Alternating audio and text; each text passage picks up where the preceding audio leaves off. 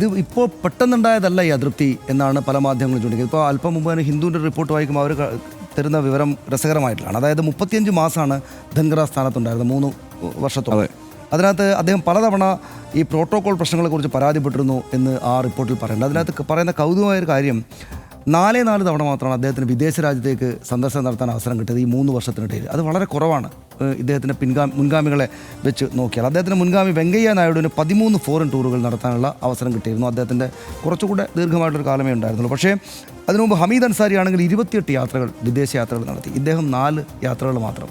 അതിൽ തന്നെ ഈ 4-ൽ 2 യാത്രകൾ അദ്ദേഹം വന്ന ഉടനെയുള്ള ആദ്യത്തെ ഇനീഷ്യൽ മാസങ്ങളിലാണ്. അപ്പോൾ ആ ഘട്ടം കഴിഞ്ഞപ്പോൾ തന്നെ അദ്ദേഹത്തോട് അതൃപ്തി ഉണ്ടായിട്ട് അദ്ദേഹത്തെ ഈ നിലക്ക് വിദേശ ടൂറുകളടക്കമുള്ള സംവിധാനങ്ങളിലേക്ക് അദ്ദേഹത്തിന് പ്രോട്ടോകോൾ പ്രശ്നങ്ങൾ ഇങ്ങനെ മുന്നിലേക്ക് വരുന്നു എന്ന പരാതി അദ്ദേഹത്തിൻ്റെ ഓഫീസിൽ നേരത്തെ ഉണ്ടായിരുന്നു എന്നാണ് ഹിന്ദു ചൂണ്ടിക്കാണിക്കുന്നത്. എന്ന് വെച്ചാൽ ആദ്യത്തെ 33 വർഷം നിൽക്കുമ്പോൾ ആകെ 4 യാത്രകൾ, അതിനകത്ത് 2 യാത്രകൾ വന്ന ഉടനെയാണ്.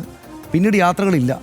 മറ്റുള്ളവർ 28-ഉം 13-ഒക്കെ നടത്തിയ കാലത്ത് ഇദ്ദേഹത്തിന് വെറും 4 മാത്രമേ നടത്താൻ പറ്റുള്ളൂ. അപ്പോൾ 2 യാത്രകൾ പിന്നെ ഒരുപാട് സമയം എടുത്തിട്ട്, അപ്പോൾ അതിന് വേണ്ടിയിട്ട് അദ്ദേഹത്തിൻ്റെ ഓഫീസ് ആവശ്യപ്പെടുമ്പോൾ അല്ലെങ്കിൽ അങ്ങനെ എന്തോ നീക്കം നടത്തുമ്പോൾ അതിന് ഒരുപാട് പ്രോട്ടോകോൾ പ്രശ്നങ്ങൾ മുന്നിലേക്ക് വരികയാണ്. അപ്പോൾ ഇതാണ് അദ്ദേഹത്തിൻ്റെ ഒരു ഓഫീസിൻ്റെ പരാതിയായിട്ട് ഈ ഹിന്ദു എഴുതി വെച്ചിരിക്കുന്നത്. അപ്പോൾ അതിനകത്ത് അതുമാത്രമല്ല, ഫോറിൻ ഡിഗ്നിറ്റേഴ്സ് വരുമല്ലോ, മറ്റ് വിദേശ രാജ്യങ്ങളിലെ പ്രധാനപ്പെട്ട ആളുകൾ വരുമ്പോൾ ഈ വിസിറ്റിൻ്റെ കാര്യത്തിലാണെങ്കിലും വളരെ നമ്പർ കുറവാണത്രേ. അദ്ദേഹത്തിൻ്റെ ഓഫീസിലേക്ക് അദ്ദേഹത്തെ കാണാൻ വേണ്ടി വരുന്ന ഫോറിൻ വിദേശ ഒഫീഷ്യൽസിൻ്റെ എണ്ണം വളരെ കുറവാണ്.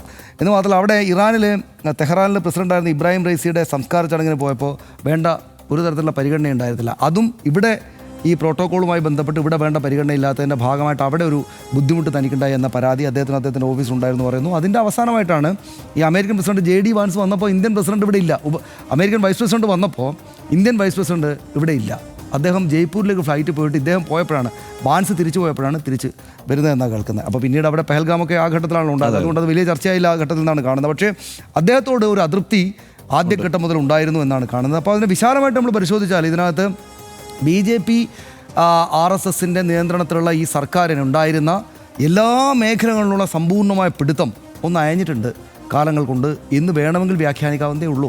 അതിപ്പോൾ അവർ സമ്മതിക്കില്ല. ഇത് കേൾക്കുന്ന ആളുകൾ BJPക്കാരും RS അനുകൂലികളായിട്ടുള്ള ആളുകൾ അങ്ങനെയല്ല, അതിൻ്റെ പിടുത്തം കൂടുതലുള്ളതാണ് ഇപ്പോൾ നമ്മൾ മനസ്സിലാക്കുന്നതെന്ന് വാദിക്കും. പക്ഷേ ഉപരാഷ്ട്രപതി സ്ഥാനത്തേക്ക് എത്തിയ രാജ്യസഭാ അധ്യക്ഷനായിട്ടിരിക്കുന്ന ആൾ ഈ മട്ടിൽ ഒരു അതൃപ്തി പൂർണ്ണമായും പ്രകടമാക്കിയിട്ട് രാജിവെച്ച് പോകുന്നു എന്ന് പറയുമ്പോൾ ആ സുഘടിതമായുള്ള സംവിധാനത്തിനകത്ത് നരേന്ദ്രമോദി, അമിത്ഷാ സംഘം വളരെ കൃത്യമായിട്ട് നിർണ്ണയിക്കുന്ന ആ സംവിധാനങ്ങൾക്കകത്ത് ചെറിയ ഇളക്കങ്ങളുണ്ട് എന്ന് മനസ്സിലാക്കാനാവുന്നതാണ്.